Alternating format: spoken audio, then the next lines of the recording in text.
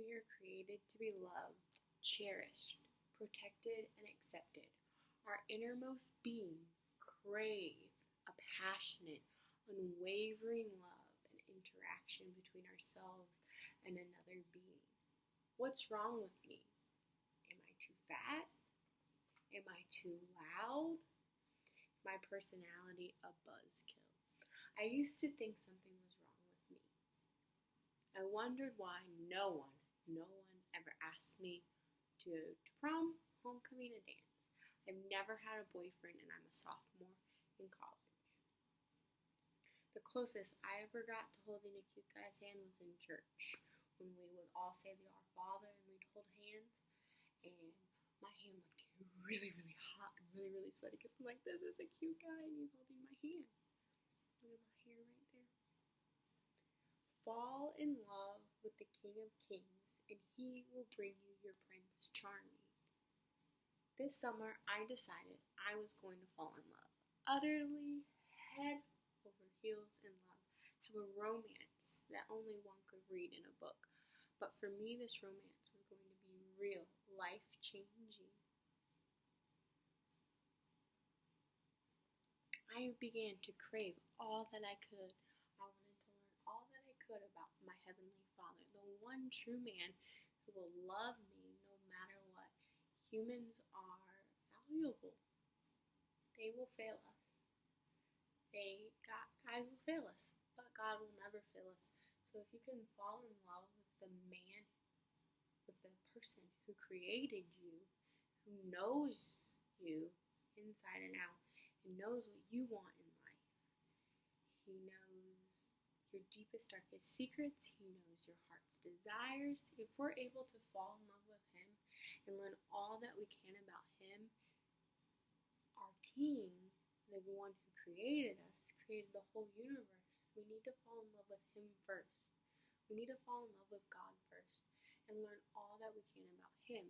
And once we're able to do that, then he can bring us a prince, and our prince will help us to be able to grow even stronger and stronger in our faith to get us even more and more connected to our King, who is God.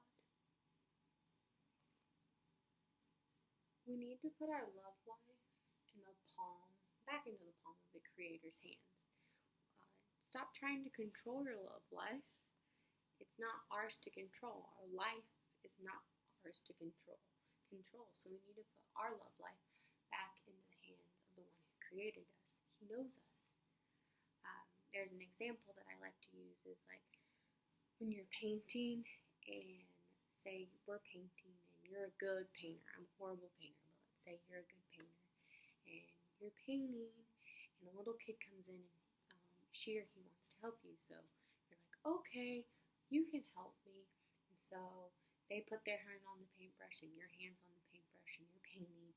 But the kid still has power over that paintbrush, even though you have somewhat power over it, but it's not going to turn out, the picture's not going to turn out how you intended it to be if you were just painting it. So we're that little kid coming in and going, God, you know what? Give us some power over our paintbrush, over our love life. And he's like, but it's not going to be how I intend it to be. And if we have control over it, there's going to be lots of hurt and lots of sadness.